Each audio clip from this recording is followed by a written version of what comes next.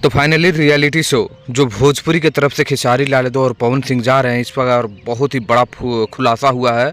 और इस खुलासा को कोई और नहीं, अखिलेश कश्यप ने किए हैं। तो उस बात को मैं बताऊंगा और आप लोगों को दिखाऊंगा। अभी तो शुरू करते हैं। नमस्कार, मैं रविंद्र और आप सभी देख रहे हैं भोजपुरी स्टोर चैनल। सबसे पहले तो आप लोगों को बता दें कि पवन सिंह का एक चमचा है और गधा भी है जिसका नाम है विशाल सिंह। आपको पता ही होगा, नहीं पता होगा तो आप लोग जान लीजिएगा।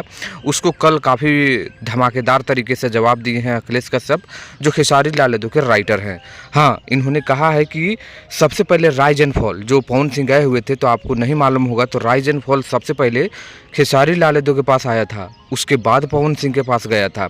जबकि ये विशाल सिंह है जो लगातार बोलते हुए ये नज़र आया है बीच बीच में कि जो बैटल ग्राउंड सीजन 2 है उसमें सबसे पहले पवन सिंह को आया है, उसके बाद खेसारी लाल यादव को गया। तो इस पर भी जो अखिलेश कश्यप ने जवाब दिए हैं कि पहले खेसारी लाल यादव के पास ही आया है और खेसारी लाल यादव कर रहे हैं।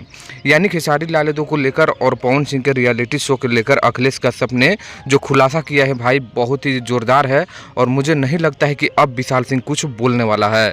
तो उस वीडियो को भी मैं चाहूँगा कि आप लोगों को दिखाऊँ, क्योंकि वीडियो देखे बिना कैसे आप लोग रहिएगा। तो आप लोग ज़रूर वीडियो को देखिए और आप लोग डिसाइड करिए। ठीक है, मिलते हैं नेक्स्ट वीडियो में ऐसी कोई नई जानकारी के साथ। तब तक के लिए बने रहेगा, देखते रहेगा भोजपुरी स्टोर चैनल। तो हमारे पवन भैया के पास पहले आया था, तो राइजन फॉल भी पूछिएगा किसके पास पहले गया था।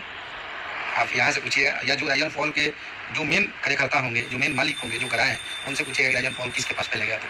तो हम लोग उस टाइम बॉम्बे में 1.5 महीना पहले खेसारी भैया के पास ही आया था। इस तरीके का विशाल भाई, आप इस तरीके का बात ना बोलिए जिससे इंसान को मतलब ये बात अंदर की चीज़ें, तो ये बाहर बोलने की क्या चीज़ है, ये बात हम आपको बोल रहे हैं। जो कि ये बैटल ग्राउंड हमारे पास गया था और भैया ही इसमें गए ही हैं, बोल रहे हैं आप। मैंने ज़्यादा बुरी लगा तो दिक्कत क्या लगा, आपके लिए तो हम लोग कुछ नहीं बोले थे। ऐसे तरीका का कुछ नहीं बोलेगा जो हमारे से इंसान की तकलीफ लगे, बुरा लगे।